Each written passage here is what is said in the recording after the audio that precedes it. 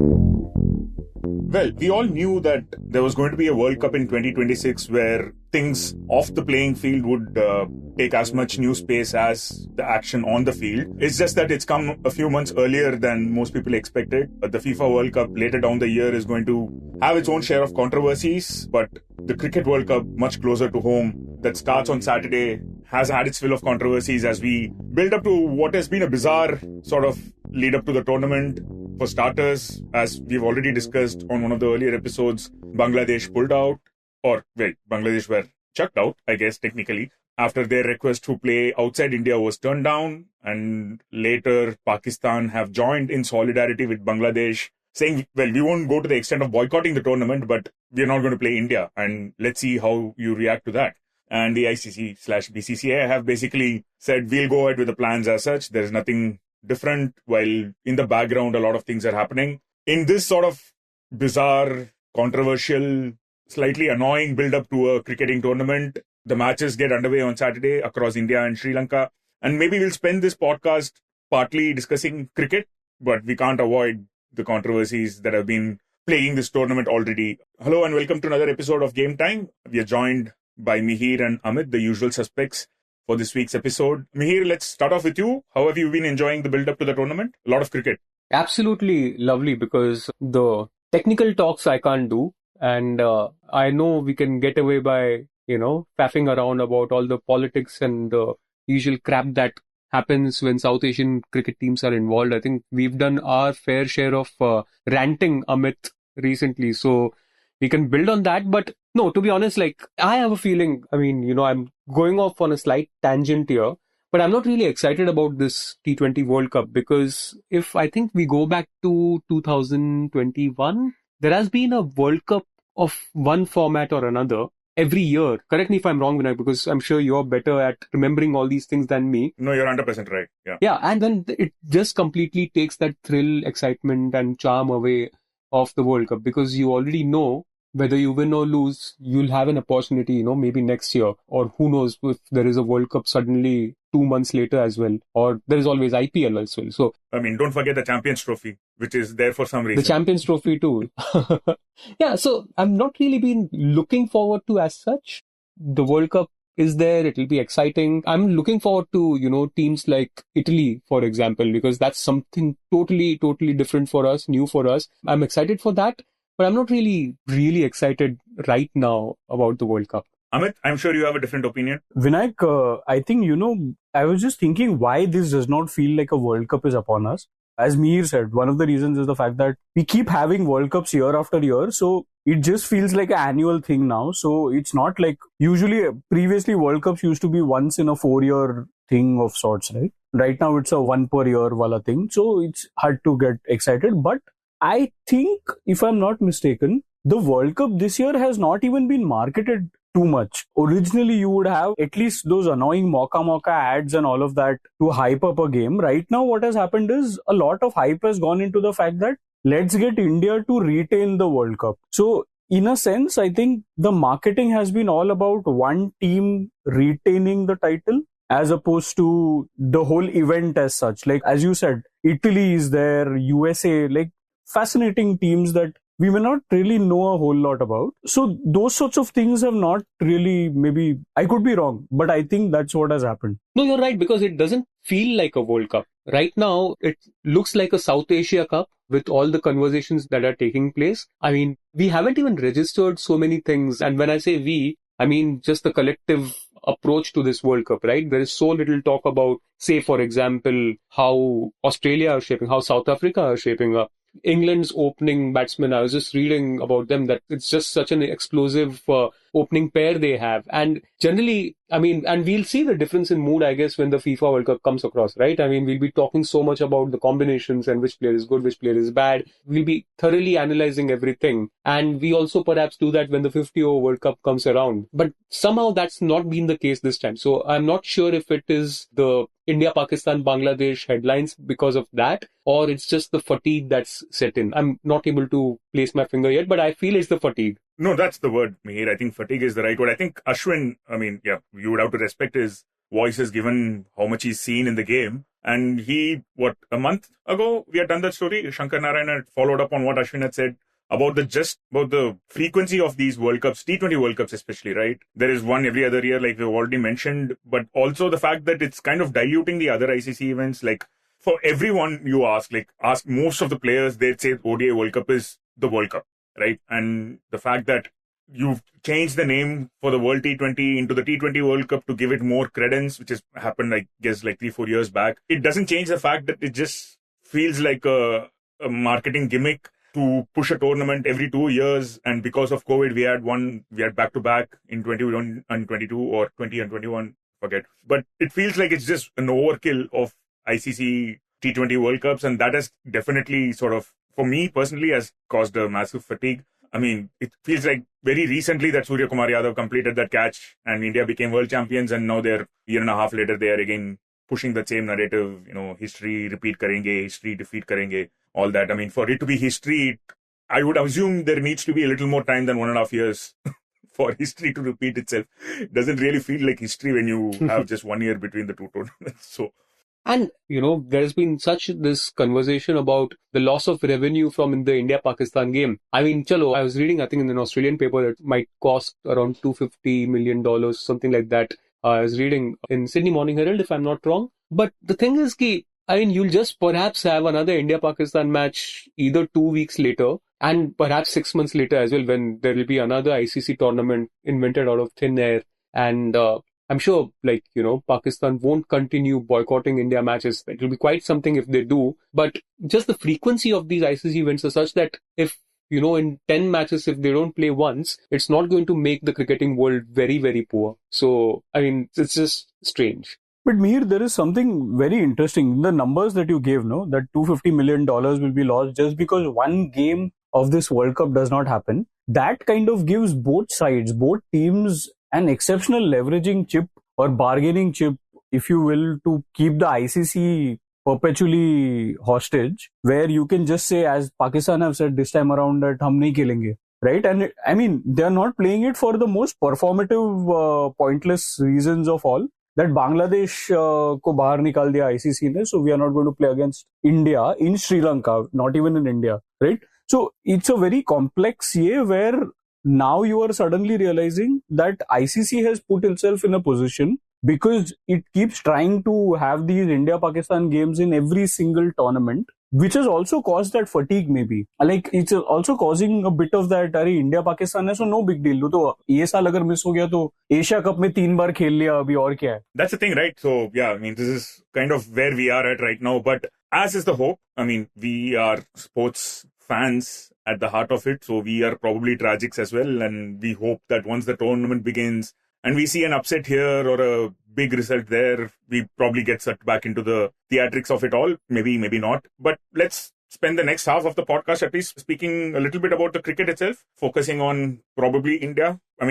Every expert and their dog / cat / whatever pet they have seems to think India are the favorites for the World Cup. They're probably coming in with an aura that probably was associated with Australian teams of the past before ODI World Cups. It's probably not an exaggeration to say that. Tough to see India not reaching at least the semi-finals. That seems like a given right now. And once they reach, in a T20 format, you can't really predict too much. Semi-finals could be anyone's day. But yeah, gentlemen, fair to say that India are overwhelming favorites given what we've witnessed in the last year and a half, Mihir?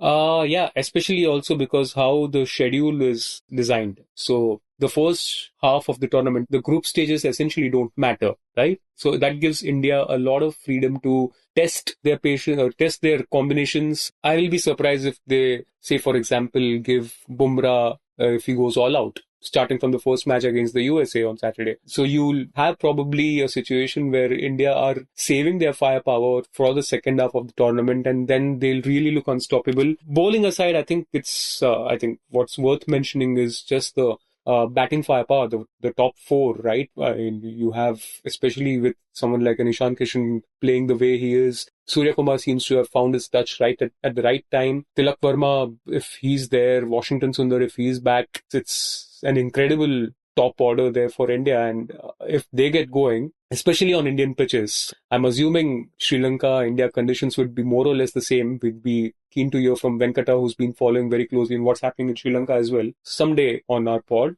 But I'm assuming the conditions would be more or less the same. And I think, home advantage would really, really be a big plus for India. Even without that, I think they would have been fine. But especially with that, and given the top order they have, it's looking quite solid for them. Yeah, Amit, the fact that India and Pakistan are in the same group, I mean, I know we're kind of circling back to this issue again. You just would have thought that, having an actual draw where we can see how the teams are being separated into groups, you could rig that as well, but at least that would have ensured that there is a chance that India and Pakistan are not in the same group and we don't have to deal with the boycott issue. But we never get that with cricket, and we just told by a press release mostly that, the groups have been drawn and India and Pakistan are in the same group. Surprise, surprise. So that kind of makes the group stage a little, I don't know if interesting is the right word.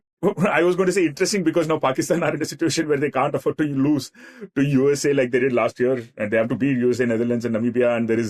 And for those who are listening to this pod right now, we are recording this on a Thursday evening where the warm-up match between Australia and Netherlands in Colombo has already been washed out. So expect a little more of that in Colombo as well. So it just makes it looks like Pakistan have given themselves a task when it necessarily needn't have been that way. But Vinayk, to be fair, I think Pakistan are coming into this tournament as, okay, maybe not the hot favorites, because everybody will obviously say that India are the favorites. But the way they've swept that Australian team, even though the Australians were not at full capacity, they had, I think, 5 or 6 of their top players missing. But even then, they did have a lot of decent firepower in that team. But the way that Pakistan have swept them 3-0 at their home condition, that was something to behold.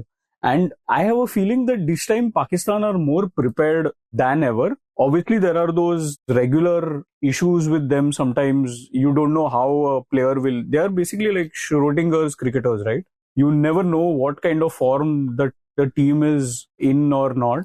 You'll only find out when the tournament starts. That's how it is with Pakistan. But Vinayk or Mihir, I'm very curious to know. There is, I think...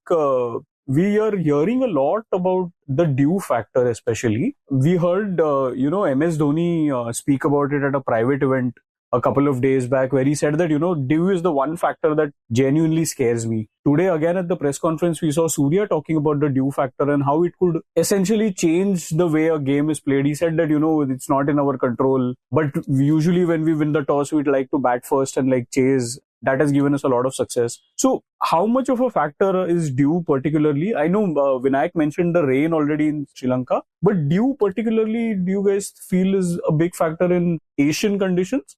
It's potentially the biggest threat for India's title defense, I think. I mean, it's probably not an overstatement to say the tosses become hugely important. I mean, we've seen in the WPL over the last month or so, I think except Gujarat Giants, who opted to bat first or wanted to bat first in a couple of matches, every other team has across the entire tournament opted to bowl first. And I mean, it's not always worked out, but every captain has wanted to bowl first, because at this time of the year, or probably any time of the year in India, evening dew is a concern. WPL was, of course, played in Navi Mumbai and Baroda. Mumbai will have its fair share of games during the World Cup, and I'm sure it's going to play a big role. Their toss becomes important. I think that's where India do have the advantage, that even if they do bat first, they have this crazy batting lineup that is capable of posting 240, 250, like we saw in the warm-up against South Africa as well in Navi Mumbai, posting 240 without breaking too much of a sweat against a solid South African bowling lineup. So that becomes a big factor. You need to have this cushion. If you're batting first, you cannot settle for a par score. You have to keep going. And that's going to give us a lot of high-scoring games, I think, which kind of makes bowlers, you have to wait and see which bowling team steps up. And I think that's going to decide who wins the World Cup, essentially, who deals with the dew better. I mean, India have probably the best bowling lineup in that regard as well. It's a very old cliche. I mean, it's a cliche for a reason, because the bowlers typically tend to win you the tournaments. But let's see how this one pans out. If, the batters score 250 and 260, then the bowlers might be irrelevant by the end of it. So, yeah, I mean, if the bowlers are dealing with this sort of dew conditions, I kind of feel for them it's going to be a really long month for anyone who considers themselves to be a good bowler.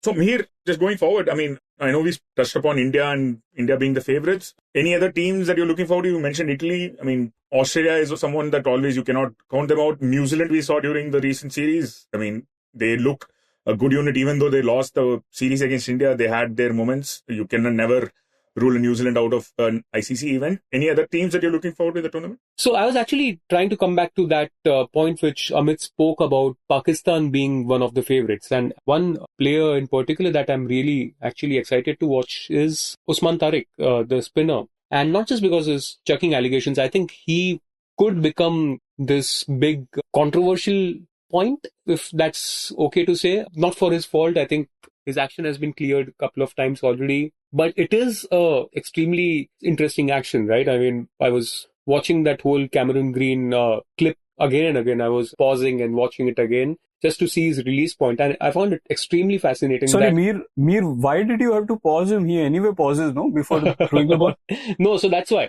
I just wanted to see कि वो ball release कहाँ से करता है, right? He is bowling from very wide of the crease and his release point is almost, in front of the umpire's head. So if you're a batsman, you have to adjust a lot. The bowler is at one end, the release arm is a little couple of feet away or so. And no wonder Cameron Green was livid when he was dismissed of his bowling. And I'm sure plenty of batsmen who will face him for the first time or maybe a few more times and trying to find it difficult to kind of catch his action or spot the ball. It's going to be a big talking point, I feel. So I'm really looking forward to see how that unfolds in the first week or two. Unfortunate, no? Then India is not playing them. You remember that other bowler who's still part of the team? I forget his name. He used to do that whole head, shake when he takes a wicket. Basically, Katle wala action. Abrar, yes, Abrar. So we already have that kind of annoyance happening. But if we had this also, Tariq wala ye also, it would have been like no handshakes, but there'll be plenty of talking points in the game itself. Yeah, I mean, it would have given the form that Pakistan have been in, like you said, and the form that India have been in, it would have been a good contest. But yeah, I mean, for all intents and purposes, that game is not going to happen. It'll be interesting, though, what happens if both teams qualify for the semi-finals and probably beyond. Let's, I guess, get there, cross that bridge when we get there. Vinayakk, I think they have to boycott that as well, right? Because now they've already put themselves on a slippery slope that there is no getting up on. You would think so. No, but once you climb a high horse, it's very difficult to get off it in the middle of a tournament, no? South Asian teams का यार क्या horses यार, अपने horses भी गरीब होते हैं बहुत. The government of Pakistan tweet specifically said they won't take the field on February 15th. Yeah. Right? That was a statement, right? I mean, I guess they thought about that as well. I mean, they're not ruling out the fact that they'll take the field later in the tournament. You could also say that they don't have any expectations of them reaching the next stage. Yeah, that, or they know that they can't really say that before the semi-final against India. Who knows? We'll get there. Quickly, Vinayakk, to go back to your question now. So, Usman Tariq was one player. And then the other thing that I'm excited, a lot of has been said and written about England. I know her World Cup ke pehle chahe koi bhi sport ho, England becomes like this big talking point.